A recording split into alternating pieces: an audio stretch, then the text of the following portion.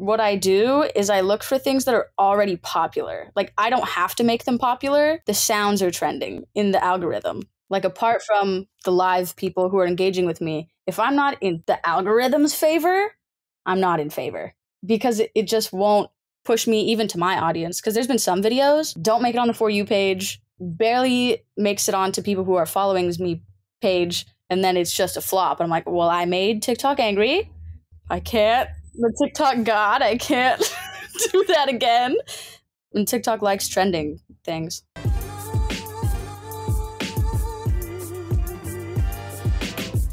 What's going on, everybody? Welcome back to My Social Life. I'm your host, Jacob Kelly. As always, today's podcast is powered by Surf.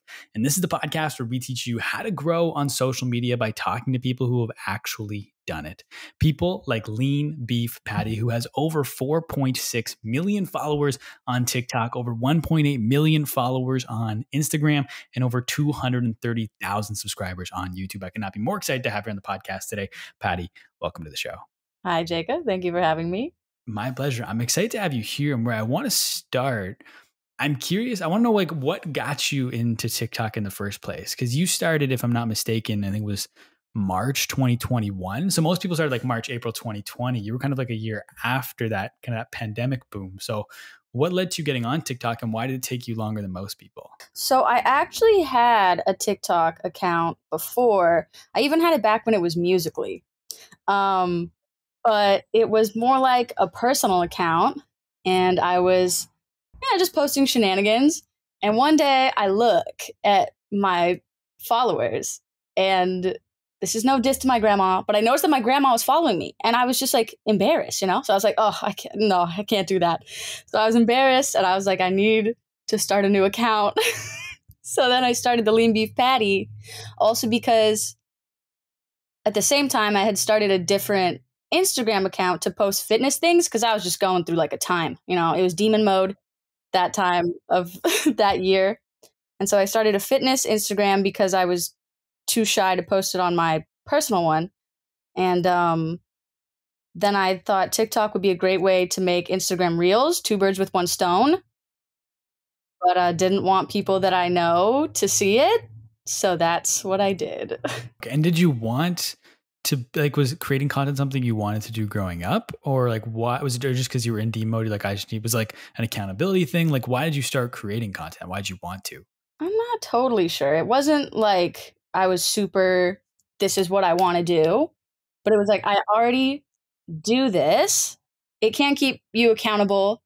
You can track your progress, and it's like all just in one place, And I also try to be helpful. So I was like, maybe my stuff can help somebody else. I really just wanted to, I don't know, give someone ideas or something. And so now today, like, fast forward, you said you created these accounts so like friends and family kind of wouldn't see them. I'm assuming at this scale now people do see them. What was the reaction when people, then you're in kind of in your closer circle, did start to see some of your content, especially because it was taking off pretty quickly from what I can tell? So I did check. My grandma does. She found the lean beef. So it was all for naught, I guess. But my close friends don't really use social media, so they kind of never found out until I said something to them.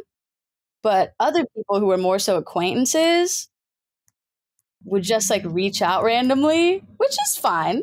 But I would be like, that's crazy. We haven't spoken in, 3 years. But here you are, And nothing crazy happened from that. They just say like, oh, I saw you on Twitter. And I'd be like, that's crazy. I don't know what to say to that. Of course. But like, it did take off quickly though, right? Like, I went back, I did the scroll all the way back to the beginning, and your first video is like 1.8 million views. And like, looks like, I don't know if this is like views from today, people going back, but like most, like, you kind of came out the gate hitting over 1 million on a regular occurrence, right? Like, unless I'm mistaken. It didn't start off quite that hard, but it did kind of kick off immediately. I remember the first video I posted.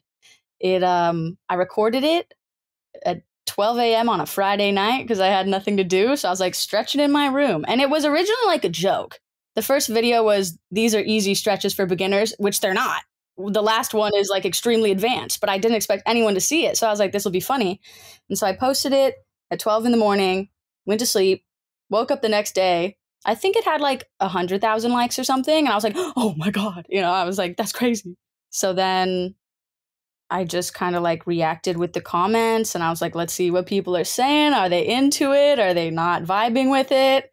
And kind of go from there. I feel like that's the story for a lot of people where they just post that one, it takes off. They don't intend for it to be anything and then it becomes something. And so when you're interacting with the people in the comments off that first video, 100,000 likes for a lot of people is probably like a huge deal. And so are you in that moment thinking like, this could be something? Or are you like, this is a fluke? Like, I just got to kind of enjoy this moment. Or can I turn this into a career? Like, what is going through your mind when you're seeing all this stuff happening?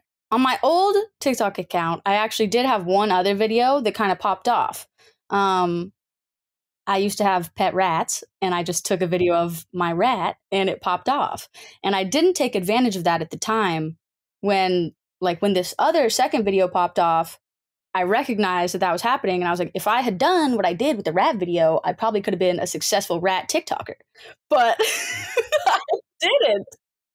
But I didn't. So I was like, there's an opportunity and I could let it slide by and maybe it's nothing, but I won't know if I don't try. So what are some of the things you did to follow up on it? Because you followed up on it successfully. I found some metrics. I don't know if they're accurate, but I think it was like within your first 9 videos, you had 150,000 followers. Within your first 2 months, you passed 800,000 followers. So what did you do to follow up that first video that led to some of that growth? I read a lot of comments.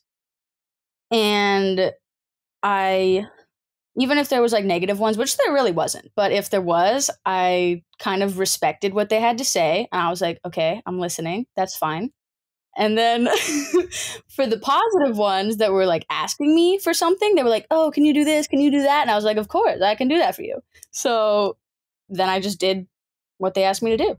I'm sure you're getting a lot of requests. Was it like requests you'd see pop up over and over again that you decided to film? Or like, how did you filter through everything to figure out what you should do and versus what you shouldn't? At the beginning, yeah, it was definitely seeing like the repeated patterns of people would ask for one specific thing. And I'd be like, okay, 10 people have asked to see this. So I'm sure more than 10 want to see it. So. And also with like that much attention that quickly. One, like you followed it up really well, which you see a lot of people aren't able to do. They have that one video that pops off that has nothing to do with the rest of their content and they don't know how to capitalize on it. So you've capitalized on it really well, but there's also something with getting that much attention that quickly. Was there ever a point where it was too much or where you felt like quitting or anything? Or was it always just kind of on the up? You actually did just make another good point that they'll make a video that's not related to their other stuff. And then it's really hard to recognize that. I think a benefit I had was it started blank, so I didn't have to change anything. I just started from the bottom. But anyway, back to your other question.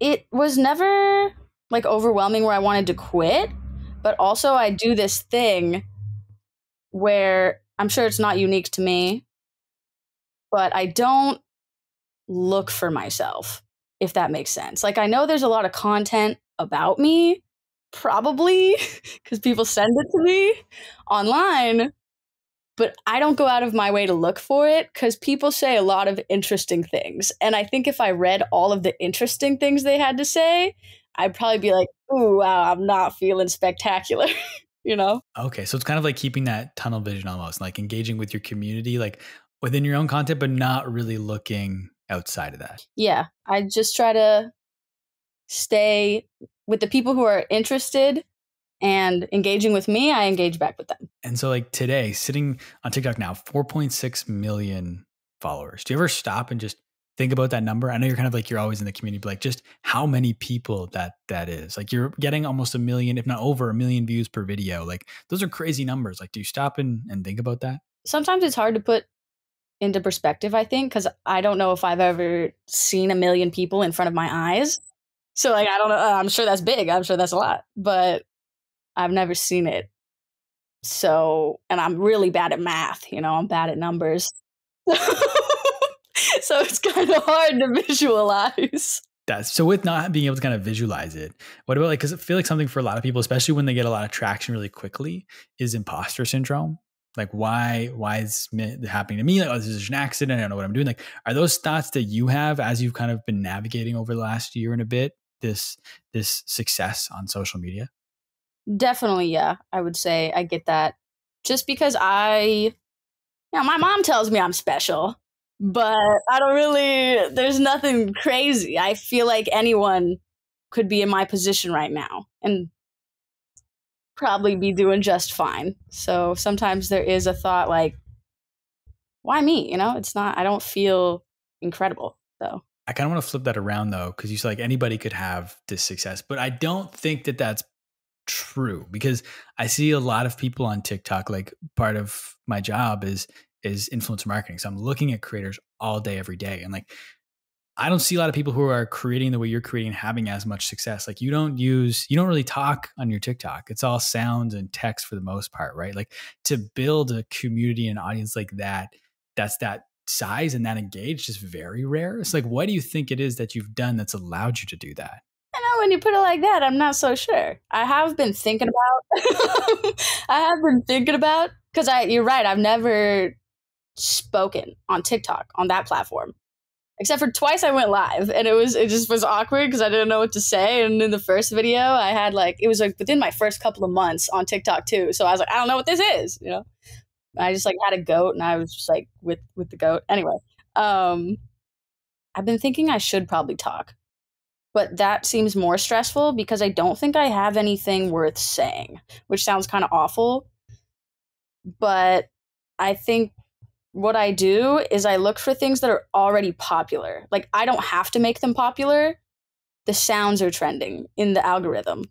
So, I've seen a video with this specific sound 3 times in the past 24 hours. I know it's a popular sound.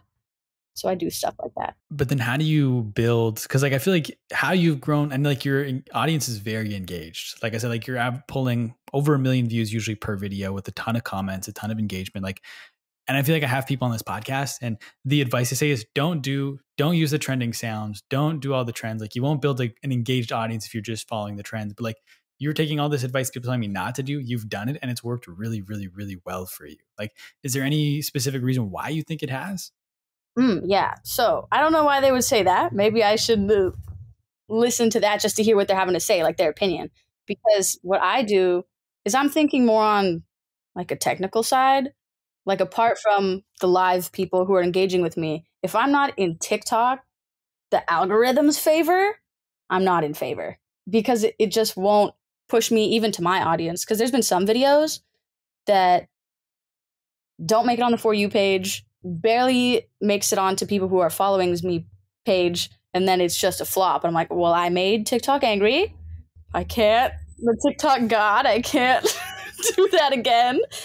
And TikTok likes trending things. That's a good point. I think for context, why people usually say that as the advice is if you want to build a true relationship with your audience, you have to be doing something more than just the trends. You don't want to be known as just the person that does those TikTok trends. Because then if there is no TikTok trends, what are you going to do that's going to engage with your audience? But I think what you've done a really good job of is you add your personality comes through on those trends. You're not somebody who so you rely on those trends kind of to your point, algorithmically to get that boost.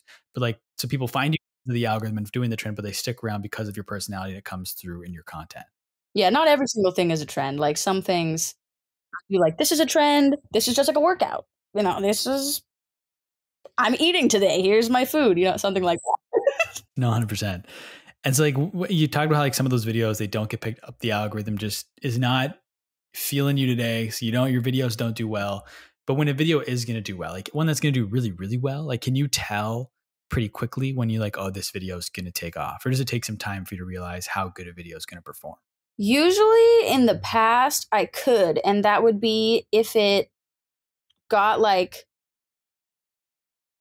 this is just an arbitrary number, but this is the number that I go off of. 100,000 likes within an hour is okay, we're doing pretty good. There's an opportunity here. And then maybe the next hour it replicates that and does 200,000. Then I'm that's good. And then there's some where I'll be watching and I'm this is a banger. This is going to be good. And then it just doesn't. And I'm oh, that's fair, whatever. I really liked it. But, and then there's others where I'm I just did it randomly. And then it blows up. And I'm why did that happen? So sometimes I don't know.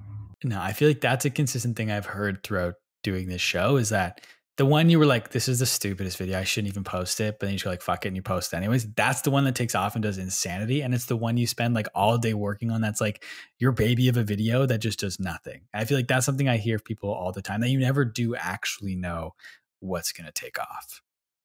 But you talked about a minute ago how you want to start talking on TikTok. Why do you feel like you want to start talking on TikTok? And kind of the parallel of that, why do you feel like you don't have anything to say? I think talking would just open the gates to more potential types of videos, just talking about things, advice, experiences. But the several times where I've thought of something to say, I felt like I shouldn't post it because it was nothing that offered a solution, which I know that not everything has to have a solution, but I was like, this just feels like me rambling and being like, I have a problem in my life. Do you also have this problem? And like, I don't know if I want to put that out there, without offering like, I had this problem, I overcame it. Here's maybe help you. So do you think that like you will ultimately post, like let's just say by the end of June, do you think you'll have posted a talking video? It's June 9th. Probably not. Probably not by the end of June. No. Because I've been thinking about this for like quite a few months, and I had drafts, and they just never made it out of the draft.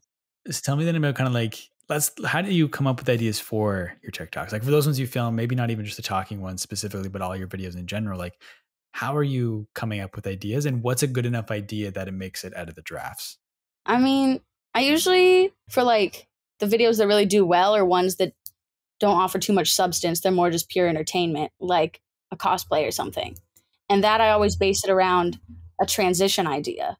And so sometimes those take me a really, really long time to do, even if I take 10 drafts and they all look exactly the same, because I'll see like one little thing that isn't right. And even though I know nobody else is going to notice, it's like, I notice. That's enough.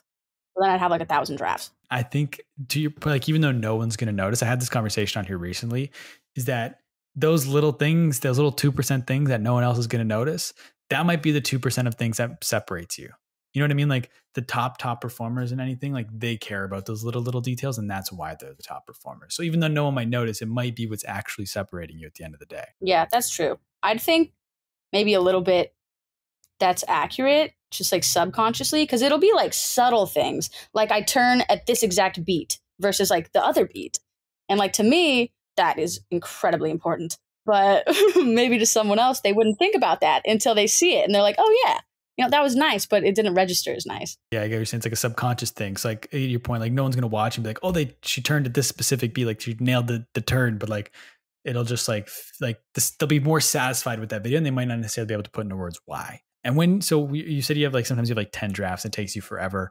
What's the posting cadence you're aiming for? Are you trying to post every single day? Is it every couple days, twice a day? Like, what does that look like? It depends. I usually post at least once every other day, which I heard somebody say once, like you got to post like 4 times a day. I'm like, that's a lot, especially when you're a person like me who's taking 10 drafts and it takes you an hour to make one 5-second video.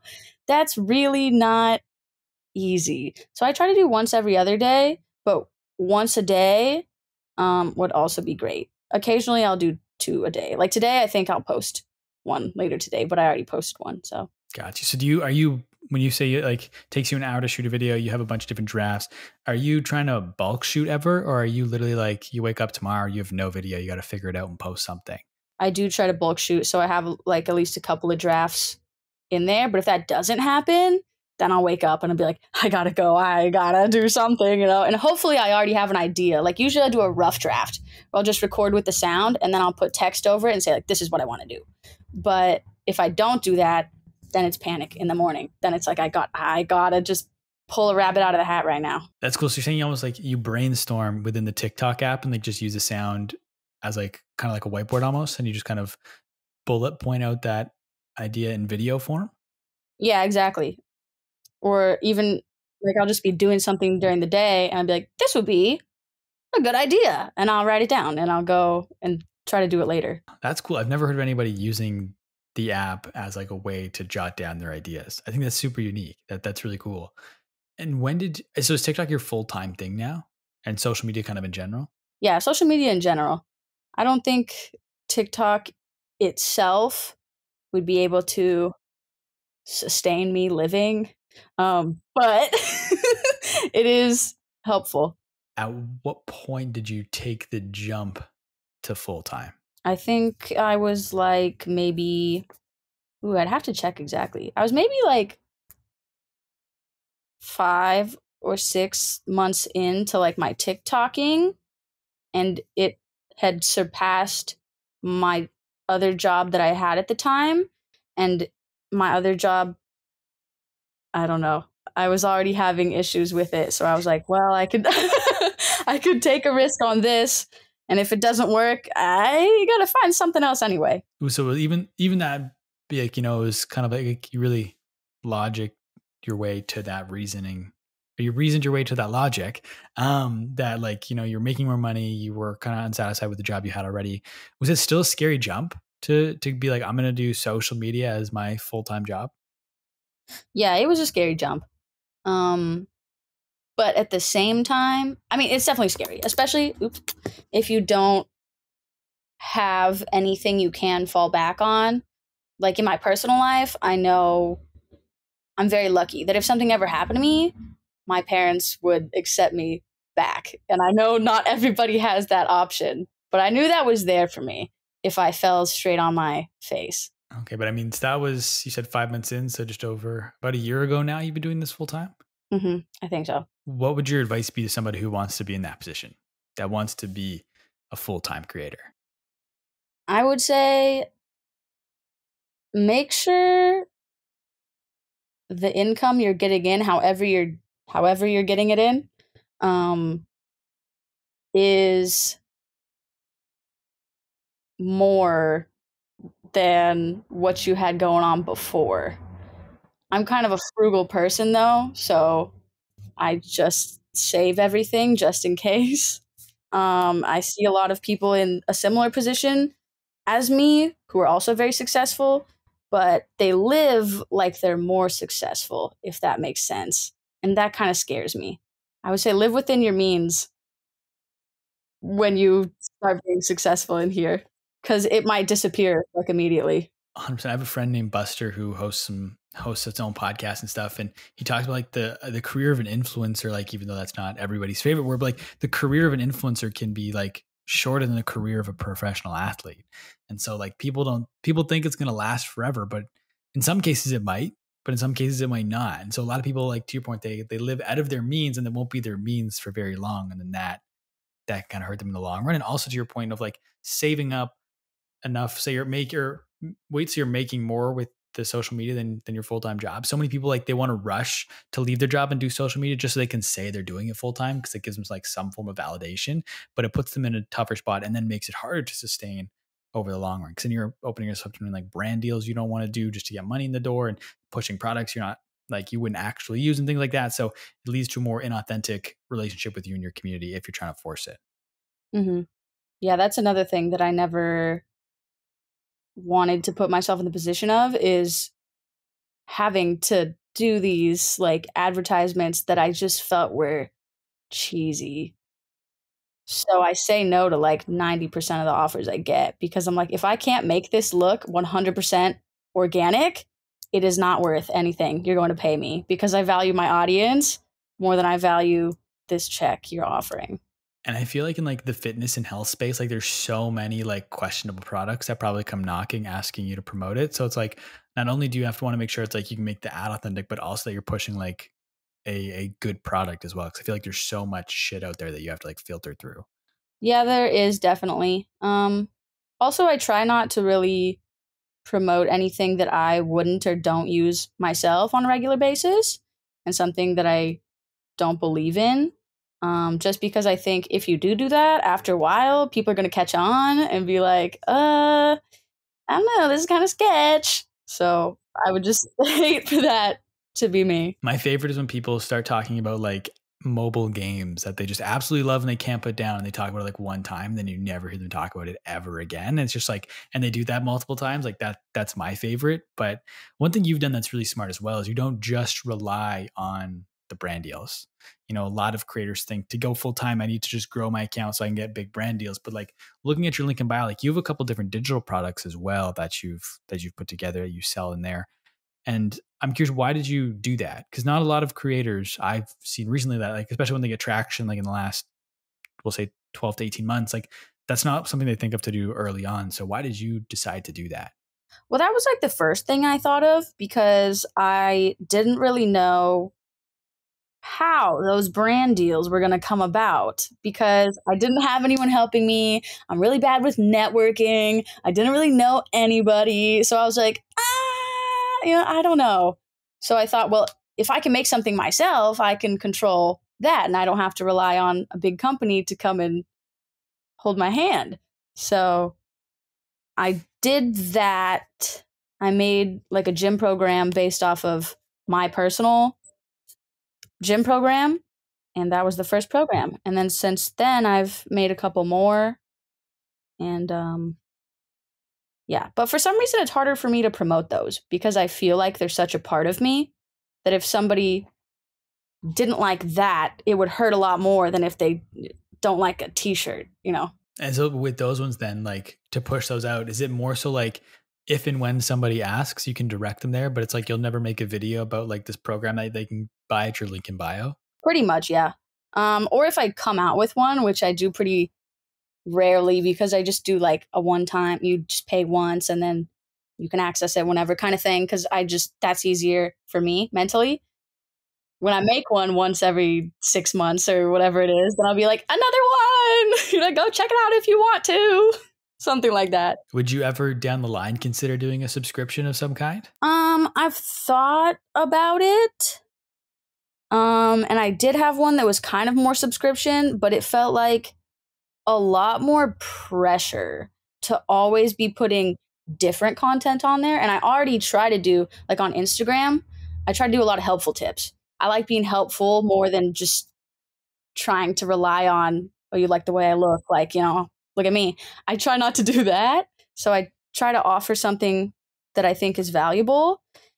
And it felt like I needed to put something different on the subscription, which that was just like so much content to create. It was really overwhelming. So I was like, I don't like subscription at the moment. That's fair. I get that too. Like especially because if they're paying every single month, like where that pressure comes from of like having to deliver on that value every single month. So I understand that 100%. Are you doing anything with affiliates as well? Or like, cause I know you have a bunch of different, like in your bio, it's like a bunch of different, like use code beef to get 10% off, whatever. Are those brand deals or are some of those affiliates? Yeah. So it's more like affiliate where I use it. I like it. If you are also interested, then you can get a discount and it helps me a little bit too. So I'd also appreciate that, so affiliate. Got you. Okay. And so then you mentioned that you started doing, I'm assuming like affiliates was part of it. You also mentioned you were selling your own products because, you didn't necessarily know where these brand deals were going to come in from. Do you have, and you were by yourself, do you have a team around you now? Do you have people helping you bring brand deals in or are you still flying solo? I do work with a management company who kind of offers me, I don't know if brands come to them that were trying to reach me or if they find the brands. I'm really not sure. I didn't ask too many questions, but they send me like some deals. Sometimes I say yes. Depends what it is. Usually it's I won't say yes if it's like selling a product. I usually be like, no, I can't do that.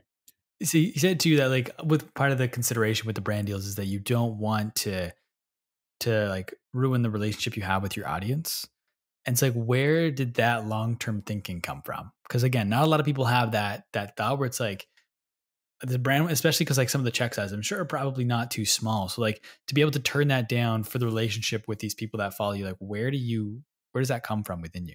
For a lot of the things that I post, I try to think, if I was on the other end of this, would I appreciate seeing this content? So most of the time, I don't appreciate seeing people just like pushing random stuff. I'm like, I don't know, something about it. You're just rubbing me a certain kind of way. Like sometimes I can be like, that's fine, get your bag. I see you. But when it's always like that, and it's always just random stuff, and you can kind of tell I'm just like, I don't know. So that's how it is. I just try to think how the like viewer is going to perceive this. And if I was them, how would I feel about that? And I probably wouldn't feel spectacular. And how much time do you spend every day interacting with your community? Do you like set aside like an hour at a time to do it, or an hour a day, or like how often are you kind of engaging with them? I don't set aside like a specific amount of time. I just kind of try to do it constantly, more or less. Like just never stops. But if I post something, then I know there's going to be more interaction right when I post something. So I'll be interacting more right when it's posted. And then maybe I'll go back at some point and just like find a random comment that was posted like 2 days ago and be like, haha, yeah, like something, whatever is appropriate to say back. And with your content, so you're posting, you said every other day that you're posting, do you do like a formal review process of your analytics? Like how often are you looking at your analytics to see what's working and what's not? I'm really not the best at that. I really don't look too hard. I feel like that would probably stress me out. I look just like casually every once in a while, usually on Instagram to see like how the engagement is. But Instagram is a fickle beast. Instagram's crazy because like sometimes you'll do nothing wrong and they'll just be like 0 engagement for you, no more, you've had enough, and you're just like, oh my gosh. So sometimes that's not good, and there's not really anything you can do about that with Instagram. There's not really anything you can do either way, but that's where I look. Not too frequently though, because it might make me sad, maybe, I don't know. And so with Instagram, I'm curious because you don't post your reels as frequently as TikTok, right? Like I kind of had them like side by side yesterday, and it looks like you're posting more of your videos on TikTok and not as many on reels. Is it like you wait to see which ones like pop off really well on TikTok and then put them on reels? Or like how do you decide what goes on reels versus what goes on TikTok? 99.9% of the reels are just from TikTok. So I'm not like making them different. I think maybe at the very beginning I made some that I made on reels, which was weird now thinking about it. It was just like a different way to create. But for Instagram, it's different because I like to switch off between, and usually I'll do it like every other post. I'll do a carousel, which is something more helpful. Like, here's a mobility routine, or like, here was my workout for the day. And then sometimes I'll put some memes on the end and I'm like, that was entertaining. And then the next time that I post, it'll be a reel and I'll switch off like that. Kind of jumping back to analytics, what are some of the key metrics that you're looking at when you do look? Like, is it the watch time? Is it average like view duration, completion percentage? Like, what are some of those things you're looking at? For Instagram, usually I just look at, it has something, what's it called? I think it's called reach or something. It's just like how many accounts you've reached. So I just look at that. And then for TikTok, when you check each individual video, it will tell you like the watch time. I don't think it tells you watch time on Instagram, but maybe it does. I don't know. But I'll look at the watch time for the video and I don't know. I can usually tell which ones are going to do better, the shorter videos, because people don't have to sit there. That's what I was going to say. Some of the things, I don't know if you do it intentionally. Like you do the text on screen, which obviously is like for context because you're not talking. But I'm sure that also helps with retention because people are like reading it to follow along and they're trying to keep up with the text as it's on screen. And you also keep your videos short, like usually under 15 seconds, just means people are probably watching most of, if not all of that video. So you probably have really high retention time because the videos are short and people are trying to read the text on screen. And then if they're just reading the text on screen, they probably weren't watching you. So then they're watching the video again to watch you because they're reading the text the first time. So your retention just goes up and up and up. Is that like stuff you're doing on purpose? Like because it'll increase retention time? Not necessarily. Sometimes I just feel like this video would be not as good without words on it, you know? So I'll put words. With Instagram versus TikTok, is your Instagram audience like a section of your TikTok audience that's moved over? Or is it a whole separate audience on Instagram and a whole separate audience on TikTok? I think definitely there is some crossover where they like TikTok is a good, I don't remember the word exactly, but like a pathway thing over where a funnel over to something else. But Instagram has had its own moment. Like there are some people on there who don't follow me anywhere else. And there's also some people on YouTube who don't follow me anywhere else. And I'm like, that is interesting because I wouldn't expect that. I would think it would just be funneled, but I appreciate it. And I do want to ask you about YouTube because like I know we were talking before this, and you're like, I don't even know how many subscribers I have on YouTube right now. But like I see a lot of creators try to make that TikTok to YouTube jump, and it is not a jump to make. And we've kind of talked about how tight knit your community is like thus far. And like you've been on YouTube, I think for like 5 months. You're at over 200,000 subscribers. I think every single video you've posted has surpassed 100,000 views, and you're posting long form content. Like when a lot of TikTokers make that jump from TikTok to YouTube, they just post their shorts because they know they work and they get a lot of views quickly off shorts. But you're not doing that. It's like, how have you made that jump to YouTube so successfully? Well, see, everybody tells me to do the shorts, but I just keep forgetting. And then I feel bad because I'm like, I feel like I'm just straight up reusing the content. And like, I'm sure nobody would look at it and be like, I already saw this, but like maybe they would. I don't know. I would feel bad about it. For YouTube, it is definitely more difficult for me because it's a longer process. And I feel like there's more thought that has to go into whatever video you're making. There's times when I've recorded like a full day of things and then went back and looked at the footage and be like, no, not making the cut. The whole day is scrapped. So it's really more consuming. But why do you think you've been so successful? I don't want to sound like conceited in saying this, but it's like some feedback that I've gotten is I don't really try to copy anyone else's style. It's very much my style is shortcuts, a lot of sound effects.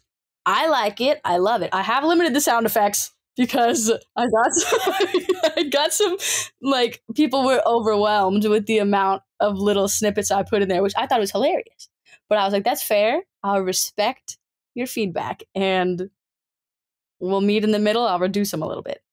So I just try to do that same as the other stuff. Just kind of listen to what they want. But also for YouTube, because I think it is more difficult for me personally, I'll listen to what my audience is requesting, but within reason. Like there's some things where it's like I like recording at the gym by myself gives me overwhelming.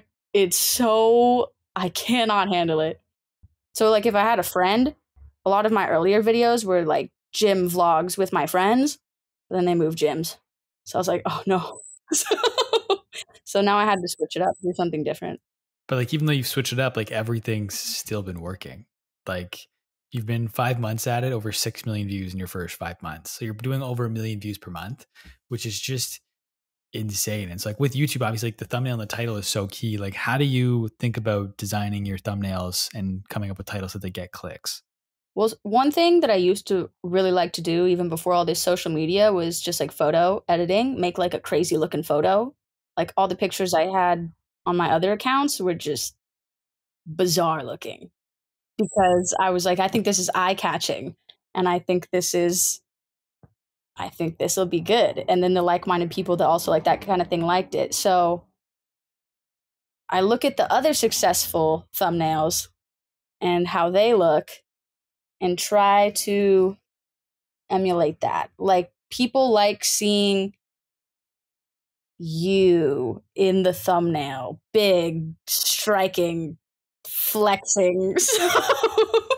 So I recently started doing that, adding cute little things like little cutouts. I don't know. Let's see what else. Within the title, I try not to be clickbaity because that would just be upsetting. If it was me, I'd be like, you tricked me. But I try to take like the main theme of what the video is going to be and use the best words, like what I eat in a day, which I guess is not like crazy, but that's everybody, whatever reason. It might be some sort of weird. People just like watching other people eat. Mukbang, whatever. So when you see something like, oops, what I'm eating, they like it. And when you say you're looking at other thumbnails, like, does that mean like you're looking at your past thumbnails, like the thumbnails within your niche that people have done, or kind of like thumbnails that just YouTubers in general do? Like, how are you finding these successful thumbnails to study? Just the discover page or whatever that front page on YouTube is called, because that's usually where, like, I do follow some people, so I'll have the section where I just see my friends, and then there's other sections where you see what's popular. So I look at what's popular, and those big hitters usually have the best thumbnails. You talked about how you like to do the quick cuts, all the sound effects, which like I was watching. What was I watching yesterday? I think it was your second Q&A video. And I like was listening on double speak. So I was trying to like make sure I had enough. I did some research before this, and like the sound effects were just going off because it was on double speeds. They were happening like every couple seconds. Like, but so like clearly when you're watching that, like normally at regular speed, like it's moving along so quickly that like it keeps you engaged in the video the whole way through. Is there anything else you're trying to do to kind of keep retention over the course of a video? Well, some things that I exclude, that because the shortcuts is something that I heard as a recommendation a while ago. I was watching like how to have a successful YouTube video, and they're like shortcuts because people don't like dead space. And I was like, that's true. I don't like dead space. So another thing, they were like, you should do like an intro. No intro. I don't really like if someone clicks on my video, or if I click on someone else's video and they have an intro, I don't want to sound like a jerk, but I'm going to skip it, Like, I'm not trying to see little show and dance for a solid 45 seconds. I'm going to skip it. So I just get rid of that because I consider that dead space. I wouldn't watch that. So get rid of it. Get rid of all the dead space. And add in the sound effects for just, I don't know, comedic effect. Sometimes I think there's been a couple times where I've said something like kind of deep, and then there's just like a fart noise. I'm like, I feel like that was comedic relief, that was good.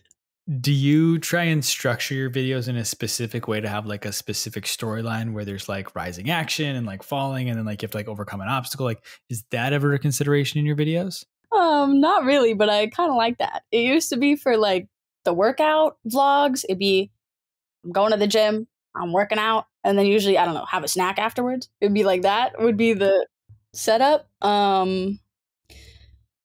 Otherwise, most of them are just kind of like tag along with me type of videos. So it'll be like if I'm eating, maybe in the beginning of the day, I start out kind of slow, and then it gets more exciting as I'm feeling more crazy. And then at the end of the day, we sit down together and I say, thank you for coming. And that's the conclusion. Do you wrap it up really quickly with the conclusion? Like I was watching someone recently, and it's just like his videos almost like they didn't have a conclusion. Like he was trying to wrap them up so quickly. Do you do that? Or you just kind of like wind down slowly? They are kind of quick. I do usually say something because I don't know how to end a video. I don't know if you do that. You just like turn off the camera, but I usually will be just like, sitting there doing whatever I'm doing. Then I look at the camera and I'm like, I guess that's it. Adios. And then and then the screen goes black, and I always have a closing screen that just has the words "the end" on it, and always a goofy little song. It's like do do do do do do, and then that's the end for like 10 seconds. And so you said you don't do YouTube a ton right now, right? Like it's kind of because it's a little bit harder, like it's a little more sporadic. Is there a plan to try and ramp it up a little bit more? Maybe get an editor or something so it gets easier for you? Is that something you're thinking about? Well, right now I just do usually one video a week unless something happens and I'm unable to. I post usually Sundays at 12. I schedule it. I finish the editing by like Saturday, and then I schedule it for Sunday.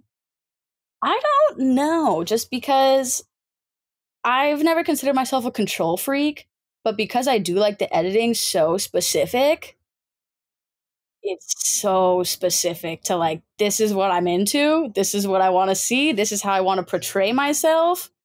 Fart noises and all. And so I don't know if I could do an editor. Sometimes people do reach out, and I'm always very flattered, and I thank them, and I'm like, thank you for the offer. but I'm going to have to decline it this time. Something like that. Maybe, who knows in the future? Who knows? So what's like your long-term vision for everything? Like, where do you want to take this? I don't know, because I don't know exactly what the options would be. For me, I do sometimes struggle with vision, I guess. So I feel like maybe you see these other really big people who started out as just like shenanigan influencers doing other crazy things. Like, I could probably only name like 2, but maybe that'll happen to me. Maybe I'll go on a red carpet one day and they'll be like, there's LeanBeefPatty. Or maybe not. Maybe I'll just keep making fart YouTube videos, which I would also be happy with. If people kept loving that, I would be totally happy with just straight lining my shenanigans. Do you ever fall into the comparison trap? Especially in the fitness industry, I feel like that's got to be pretty tough. Like, is that something you deal with other fitness creators or whatever it might be? Yes, definitely. And I think I didn't actually have this problem as bad before I started doing this, because I wasn't very active on social media. So I didn't really look at other people that were doing fitness. None of my friends really like to work out. Like, they're fit, but like they don't like to work out. So it was never really, they weren't telling me things. I didn't see anything. I only looked at memes, and I still mostly look at memes. But sometimes it's hard. You'll see these people, whether it's just like direct comparison of your body, comparison of like success, which, like, not that I'm not happy for anybody else, but I'm just like, oh, I'm scared, for myself, I don't know, something. So yeah, there is comparison issues that were not present before. And what about burnout? Because you're the person who's filming everything, you're editing everything, you're posting everything, you're replying to all the comments. Like, where do you find time to take a break? And is there ever a thought or consideration about burnout? Yeah, I do think about burnout sometimes, because sometimes I felt like it was there. Like, I wasn't just going to like quit, but every once in a while it hits you and you're just kind of like, I'm tired. I think I've stretched myself a wee bit too thin. In which case, sometimes I'll just take like one day off. But then I feel stressed because I feel like I'm not doing anything. I'm missing out with my time, the algorithm, whatever I'm thinking about. So it's just a little rat race, I guess. And I've heard you say elsewhere before that you're motivated usually by anger. Is that accurate? Anger? Mm-hmm. Is that what you said? Yeah. I try. I think that is... I had this conversation with somebody like 2 days ago, and they were asking me, they were like, what's your favorite emotion to feel? I was like, I don't know, probably anger. And they're like, oh, me too. And we had like a moment. And I was like, I think it's just because it's such a strong feeling and you feel the most powerful when you feel like that. Not that I would want to like punch somebody in the face, not like that kind of angry, but just it's the best emotion for me, at least, to have in the gym. I don't really like having those sad workouts. No. Happy ones are okay too. But sometimes when you're happy, it would be better if you were just a little bit upset. You just feel a little bit stronger. But I'm not angry all the time. I stopped having like a demon mode moment sometime last year. And then I had a crisis because I was like, I'm not angry anymore. My anger's gone. I'm going to fail, so I had that. So with social media, you said you're kind of cool with it being just kind of being what it'll be over the next while. Do you think there's ever a point, because I know with gymnastics, you loved gymnastics until you didn't, and then you stopped. Are you worried that that's something that might happen with social media? I am, but I think social media is a little bit more diverse in its possibilities than gymnastics is, especially, I don't know, for me, in my mind, with gymnastics, it was like, you're either successful by 16 or you will not be a success. And I was like, I am not, I'm not there. So I didn't meet that. But for this, it's more like, if I'm having a time, maybe I could try to do something else. And maybe it would work and maybe it would not. And maybe I go live in the desert. I don't know. Rock God living in the desert. So how often do you look back on the journey? I usually ask people this question, like with their social media journey. I know for you, it's still must feel so new with it only being just over a year now. But like, how often do you look back kind of on just the journey as a whole to that person who was doing gymnastics and felt that pressure to the person you are now? I don't look back on like that far, like gymnastics and stuff, all that often, other than for my whole life I've appreciated. I think that definitely made me into the person I am today. As far as like the gym, I think one of the hardest parts is consistency and staying committed. And gymnastics really drilled that into me of like, you got to do this. Like, there's no reason you're not doing this. So I'm doing it. And as far as looking back on the social media experience, I actually looked back on it yesterday because I went through my TikTok videos because somebody asked me, I think yesterday I made like a mobility video. I was like 7 lower body mobility moves that I like, something like that. And somebody commented and they were like, is there a playlist for things like this? I was like, there's not. But that is a great idea. I will make one. So I went back through all my videos and categorized them into like cosplay, workouts and mobility, food. So I looked back on it yesterday. And how does it make you feel looking back on it? Weird. Because I felt like I just looked way different. And looking back on my whole experience, looking back on the recent experience makes me feel weird. But looking back on the whole experience makes me feel pretty good. Because even though in the past I think I was more dedicated mentally, I definitely did not know what I was doing as well. And a lot of my practices were very mentally and physically harmful. So I think I've grown a lot as a person from the beginning of my fitness journey to now, and seeing that the things in the past that really scared me actually didn't destroy me. So that was cool to have happen. And is that how you kind of figure out what you were doing? You say more committed mentally, but you're not entirely, or like more committed mentally and from a discipline standpoint, but you're not entirely sure what you're doing. Like, or how do you find what it is you're supposed to be doing? For a lot of people, I feel like that's the question. Like, what do you want to do? That's something they struggle with. Being more involved with the fitness community, which I never was before. I just really stayed to myself and didn't have any desire to kind of research things in the past and like see what was good. It was just like, this feels good, I'm doing this, and I don't care about anything else other than this feels good right now. So that's what I used to do. But now I just am looking at it more, I don't know a word. I was going to say like smartly. That's not a word. But you know what I'm saying. I'm just looking at it more balanced, I guess. And looking at reputable sources or like people I respect. But also not completely invalidating things that I question a little bit. It's just like, that's interesting. I think I'll take that. I'll note that and come back to it and kind of assess, is this thing this person said backed up by things that researchers are saying? Or are they just, and now at this point, because I've been doing it for a while, especially within the last year and a half, I think I've had a lot more experience just looking at different things that I'd more looking now in the last year and a half than in the past 10 years that I've ever looked at fitness. So I just look more. What advice would you give 12-year-old Patty? 12-year-old Patty? Oh, jeez. 12-year-old Patty was like kind of having a moment.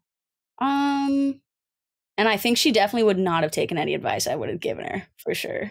But she would have been like, heck no.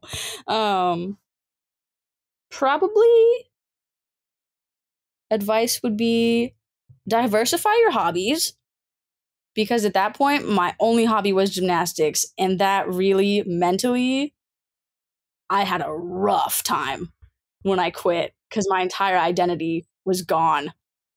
immediately fell into like mental health issues, like literally immediately. So I'd say diversify your hobbies. If I had the opportunity, maybe talk to like a therapist or a dietitian so that I learned how to like eat like a normal person, because I didn't have that. That would be my advice for the young Pat. I know we're almost out of time here, so I'm just going to jump to my last question because I appreciate your time and you coming on the podcast, but I want to make sure we're out of here on time. For the last question, I like to flip the script a little bit. So instead of me asking the question, it's you asking the question, but it's not to me. Pretend you have a crystal ball and you can ask this crystal ball any question. You'll get the 100% honest answer. What is one question you want to know the answer to? Oh my gosh. It could be anything. Anything. I'd probably want to know how it all ends. How like Really? the world ends, or if it starts over, or life after death. I'd want to know what's up there. Not that anyone would believe me after I get the answer, but I could just be like, I know, you don't have to believe me, but I know. Those are good questions. What would you ask? And I want to thank you. What would I ask? That's a good question. I don't know. Maybe like, am I on the right path or something? Or that might be it. It's probably what it'll be. I don't know if I'd want to know how it all ends, because that would probably stress me out. But just knowing the direction I'm going on is the right one, I think. Because I don't want to know too much ahead. I want it to still be a surprise. So I think I don't want to know that the path I'm going on is right, but that's it. But I want to thank you for taking time to come on the podcast. I want to give you the floor. Where can the people find you? Plug anything and everything you got right now. Okay. Thank you for having me. My TikTok is at LeanBeefPatty. My spam account is at LeanSpamPatty. My Instagram is at LeanBeefPatty. Spam account is also at LeanSpamPatty. YouTube is at LeanBeefPatty. Twitter is at TheRealBeefPatty. And I believe that's it. Oh, no. Twitch is at PinheadPatty. Playing some video games. And that is it, I think. Thank you for having me, Jacob. My pleasure. I'll make sure everything's linked in the show notes down below so people can find it. I want to thank you once again for taking time to come on the podcast. I want to thank everybody for listening. Whether you've listened the entire way through or you only listen to bits and pieces, I really appreciate you for taking time to check this out.